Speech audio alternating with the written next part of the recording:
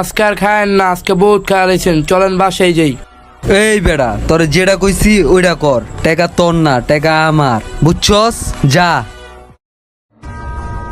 হ্যাঁ মামা ওই যে হ্যাঁ আঙ্গ টাকা রাখা দিছে। আয় তোরা কি করছস? ভাই ওরে কিছু কইতে হইব, হয় অনেক দিন ধরে উৎপাত করতেছে। এই ওঠ।